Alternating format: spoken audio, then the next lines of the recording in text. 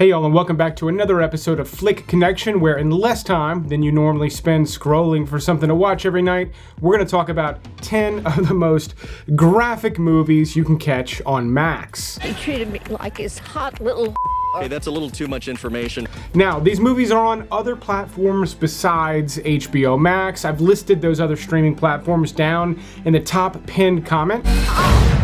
Baby, what are you doing? I was just reading emails. No, you weren't. But these are all available on Max here in the US. But don't worry, I've also listed where you can watch these movies in Canada, the UK, and Australia, again, down in that top pinned comment. But my number 10 pick on this list is a doozy, and easily one of the weirdest and certainly one of the lowest budget movies, not just on this list, but maybe ever made, Eating Raoul.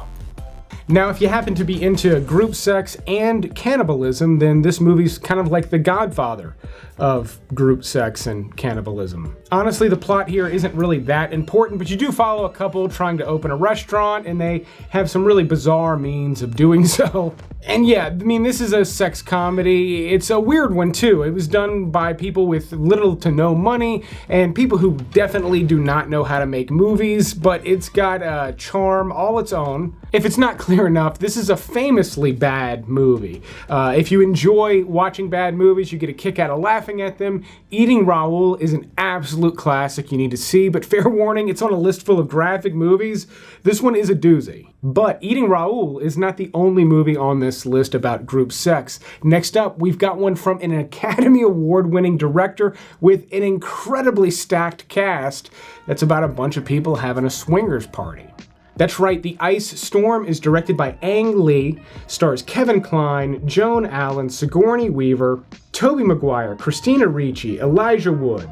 Now, while this movie ultimately does take place during an ice storm, it's actually about a bunch of shenanigans that people out in the suburbs are getting up to at night. The parents are fooling around, the kids are not being supervised, and things don't really work out that well, if you can imagine. This is actually a critically acclaimed drama, but it's not a high recommendation for me. A lot of the stuff in this movie is pretty unsettling, which means The Ice Storm is an effective film, but still an upsetting one. Especially for being such a sex-filled movie, it's definitely gonna rub most of you the wrong way.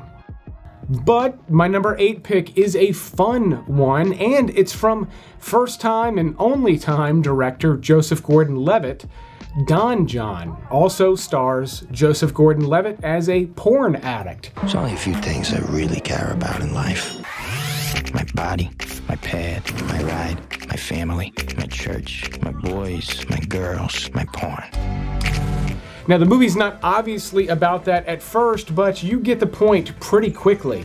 Yet, the movie itself is not really disturbing at all. Now, if you're squeamish at the sight of sex, then it's gonna be, but odds are you didn't click on this video if that's the case. But the sex stuff aside, Gordon-Levitt directed the hell out of this movie. It's actually a lot of fun, features a bunch of great performances, his being one of them. He plays this really great, like, New Jersey character. Scarlett Johansson does the same and absolutely kills it. She's fantastic in this movie. Julianne Moore is particularly good in this.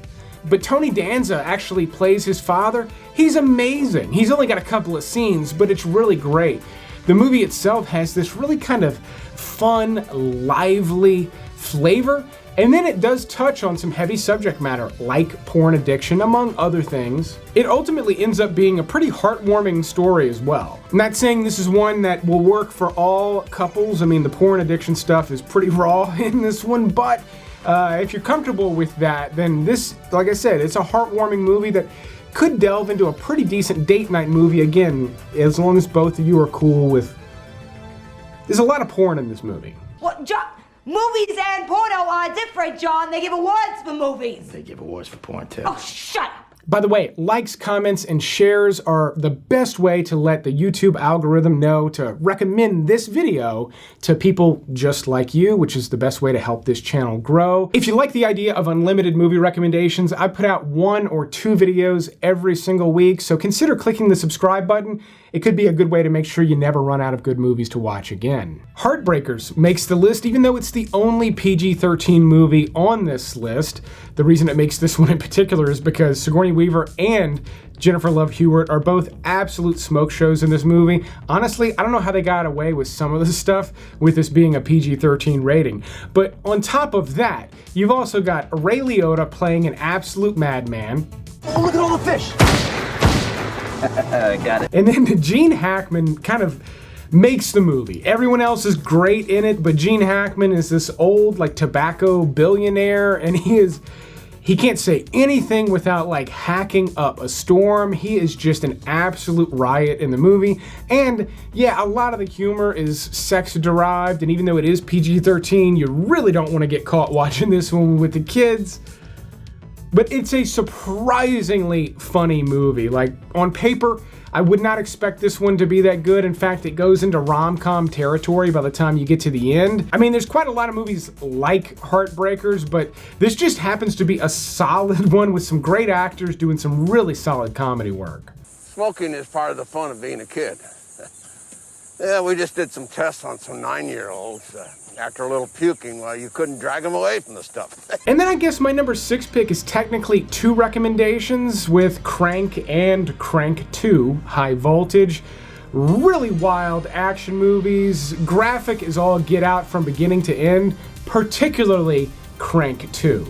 The reason I strongly recommend Crank 2 over the first one is because they just took the theme from the first one and, pun intended, I mean, really stepped on the gas. This one is a wild-ass movie with some just bombastic filmmaking techniques, bizarre ideas shoehorned into a short, cheap action movie together, and it ends up being an incredibly entertaining ride. Like, they touch on a lot of the same beats that the first one had, yet it's just all out with Crank 2. I'm honestly surprised we did not get a third movie.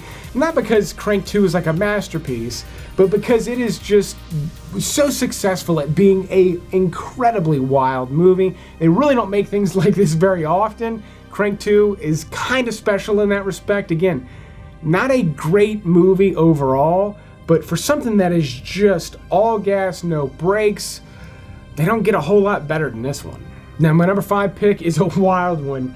Maybe the most graphic, but not necessarily in the best way. But before that, I do want to direct you to DarrenVanDam.com, just in case you didn't know it was there. I strongly recommend signing up for my free email newsletter. I send one email out every week, typically on Friday, recommending 5 movies, often movies not discussed here on the channel, or at least I mention them in the email before getting a chance to make a video about them. And while you're there, check out the shirt designs. The shirts are stupid soft, 100% cotton, fitted design, so if you like them big and loose, at least get one size up. But me and my wife designed these together. We've had a blast doing it. I've got new designs on the way, but there's a handful of new ones there already. But my number 5 pick is David Cronenberg's Naked Lunch. You're just gonna have to leave town. And Interzone is the only place that will have a shady character like you at such short notice. It's probably weirder than eating Raoul, but honestly, you're splitting hairs at this point when you're talking about how weird these movies are. Easily some of the weirdest movies ever made, and certainly some of the weirdest movies to ever reach mass audiences. Well, I guess eating Raoul, even though it's a cult classic now, it's still pretty obscure. Naked Lunch, though, had a major theatrical release, and it is wild to think that people were crammed into movie theaters next to each other watching this movie. It's also not my favorite David Cronenberg movie, but it's easily just one of his most impressive. Like, I'm honestly impressed that this movie got made. Not only is it weird, but it's loaded with expensive practical effects, and not just interesting looking practical effects, but like really weird ones. I'm like honestly surprised movie producers allowed him to make this thing. I mean, back in the days of channel surfing, I actually bumped into this movie at like one of the weirdest points possible, which is a wild find to come across in the middle of the night. If you've never seen any of David Cronenberg's movies, Naked Lunch is probably too bizarre for you to start with it, but if you are adventurous, then strap in, because this is beyond wild. My next one's a mind bender with just like symbolism coming out the wazoo. You could think about this movie basically endlessly. The movie itself is a puzzle to solve Under the Silver Lake. Ideologies you assume you adopted through free will but are actually a result of hidden messages. Okay, so what if there are messages that aren't subliminal, but are meant only for certain people? Of course. That's as common as tits and hamburgers. This is a completely unique neo-noir mystery movie. Andrew Garfield gives an incredible performance in this movie, one that's not really obviously incredible at the start, but there are multiple scenes in this movie that actually blew me away. Now, this is an incredibly confusing movie. I think it's going to be over most people's heads. It was definitely over mine. I was literally grasping at straws trying to figure out what this movie was about. And like I said, it's one you can think about for a very long time if you're into that sort of thing. If you like movies that are essentially puzzles that you have to solve your way through, like really detailed mysteries, then Under the Silver Lake is practically a masterpiece. But in reality, this is from the director of It Follows, I think a brilliant director who definitely was reaching for the brass ring with this movie, and I think missed just because the movie is essentially incomprehensible, I think, to most viewers.